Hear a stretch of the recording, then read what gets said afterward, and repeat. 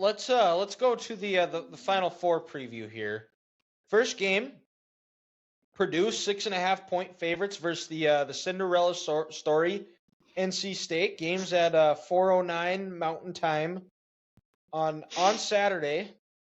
You know, NC State, we've been counting them out, except Grant. Been counting them out at every one run. You know, they needed to win the ACC tournament to even get into the dance, and then they go and they've just been hot. DJ Burns has been incredible to watch. Zach Randolph Jr. Zach Randolph Jr. He makes Zach Randolph look in shape. DJ What Horn what was that been Boone playing stat? great. So he makes what's his nuts? Zach Randolph look like he's in shape. And Randolph never looked like he was in shape, but and Purdue, who just has been feeding Zach Edey nonstop. They've gotten some good guard play. Sensational effort by Edey on Sunday that dropped 40 in a game, able to pull away. But in this game, I really just I don't see any way unless Zach Edey gets 2 fouls in the first before the first media timeout. Yeah. I really don't see a way that NC State has a good matchup with Purdue.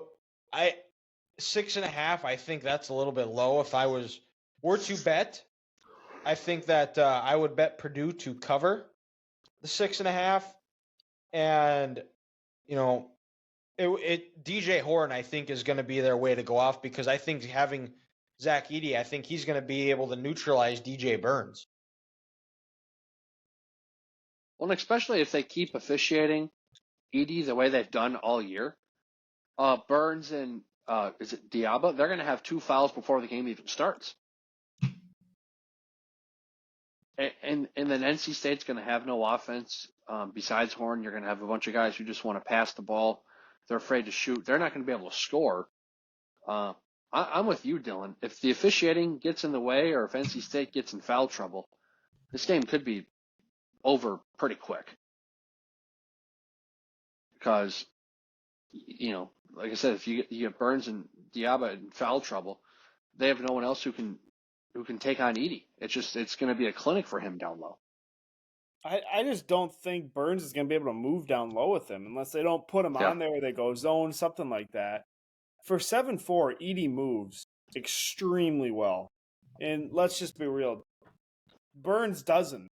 He backs you down. He flips it over his shoulder. He does crazy shit and makes it. I don't understand it. But he's got that touch, man. He's got that touch, but man, it's not going to go anywhere in the NBA. So, well, and also it's not going to go over a guy who's 7'4" when you're only 6'9". Yeah, you got 7 You got to inches. get that loft. Yeah, and this ain't a pitching wedge, man. It ain't going to work. Like, there's no loft on this sucker. Yeah, you're not playing some soft ass backup center from Duke. Kelly.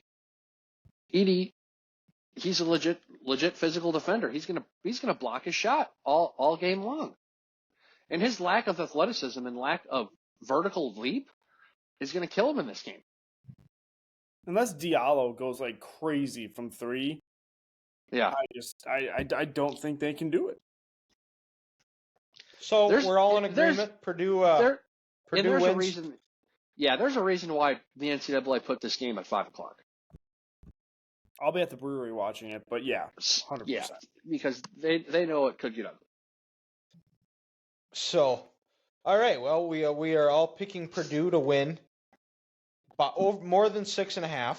And then let's go to the nightcap.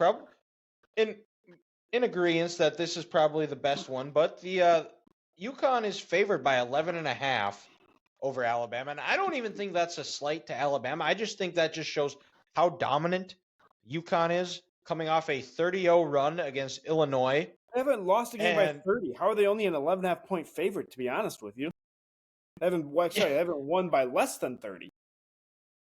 I know, and they beat Illinois by 30 with their best play, arguably their best player, Tristan Newton, going 0 for 6 from the field. That run was probably the most dominant I guess in real time, like 45 minutes, but game time, what, 12 minutes? Maybe a little more. Like I've never seen anything like that. Yeah, what Damas? Did he hit the three or he got that layup to tie it at 23? Yeah, And then Illinois fans are going crazy. Cue Mike Breen. Same. I was too. When the Clippers were in the Western Conference Finals, they go to Kawhi Leonard, and Kawhi Leonard is going crazy when he's sitting here like Kawhi Leonard. Like those fans were losing it, and then all of a sudden Purdue just crushes your soul. Yeah, UConn crushes your soul and takes your will to live. Like, what? And I think the way Bama, I think if there's a team that could beat UConn is maybe Alabama. And the only way I see that happening, and I have down on my notes is that there's going to be, I think we'll have a good idea of what this game is going to be like within the first 10 minutes of the game. If Alabama is hitting shots, they're going to stick around for a while.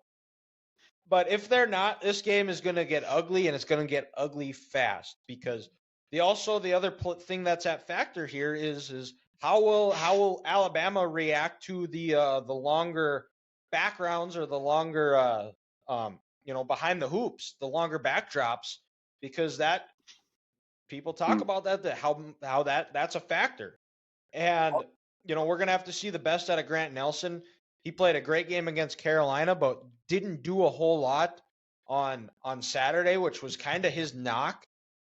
Even at NDSU, that was probably the biggest frustration with people, is that he had times where he looked really, really good, like he did against Carolina, and then he had other times where he would just disappear, just the consistency. And that's why what's keeping him out of that first round. But yeah, if Alabama is hitting shots, I think they've got a shot, but I'm not even sure if that's going to be even enough. Yes, Ethan. The Timberwolves are up 41. Are they it's fair to ask now, are they the UConn of the NBA? I mean, they're going to be tied for first again when all these media pundits are, the T-Wolves they're not even on the freaking odds to win the West anymore. And Anthony I have a question. Took those odds and shoved them up all their asses. I have a question. If we get the 1 seed, is Anthony Edwards the MVP? With Cat being out a month. He has to be. Honestly, with him being out a month. Gobert. That's actually fair. He is the anchor of this team. But granted, yes, Anthony's the best, obviously. Well, Gobert should be Defensive Player of the Year. Easy. It's not even a question. Like, he's unbelievable. But I think you could make the argument he's the MVP too. Especially with Cat missing this last month. They've gotten so freaking good defensively. And to stay in top 3 in the West this whole time, shit. I bet you people and beating around Denver. The league thought beating Denver. We got them what? And not to mention all their internal problems that they have. Mm-hmm. Yeah, the stuff that they're dealing with this ownership and this and that. Yep. Let's touch on that once we're done previewing the game here. My touch on that's fuck Glenn Taylor. That's what I'm gonna say. Yeah, right there, Glenn. Mankato's own. What a douche. He's making us look shitty. Yeah, he is. You should be ashamed. Well, Grant, that's where you can say you're from North Mankato. I'm from North Mankato. Yeah, exactly. Let's go. Nicollet County, baby. Let's go. Screw you, Blue Earth. Screw you, Blue Earth County, you peasants. STD carrying assholes there in Mankato. Oh, is he married? Yeah, I'm pretty sure he's married to some girl 40 years younger than him. Oh, of course. Little does she know he has some sort of thing where she ain't going to get shit when he dies. Mm-hmm. But no, Dylan, back to this game. I think, call me crazy, the only way Alabama wins this game or can stay competitive, guys, here's my number. They need to hit 15 threes. I think they might shoot 30 of them. Or they might shoot close to 35 or 40. I honestly think they need to make 15 threes. They need to get 45. 36 versus. Honestly, I think you're lowballing them. They shot 36 versus Clemson and made 16. They got to make 20 minimum. Okay, I guess 20 to 25. They got. Honestly, you probably have to push 25. Oh, 25, that's a lot. So I'll say 20, because hear me out. That's 60 points from the three. And you know UConn's going to score on these assholes. Mm-hmm. So I think I'll say 20. If they don't hit, Ethan will be in the middle. I'll say 18. 18? Okay, that's fair. If they don't hit 18 threes, I don't think they win this game. So I'm throwing. That's a lot of threes. That's a lot of threes. They're going to be shooting at least 40. At least 40. If they're going to have to make 18. They're going to be pushing like 50. At least 45. And like, what? Sears isn't that tall. How tall is Newton? He's got to be at least 6'4" if he's a legitimate one or two. Newton's 6'5". I was looking before. He's 6'5". Sears he's gonna struggle. He's not gonna get these looks because he's a lot smaller than what UConn's gonna put on that floor.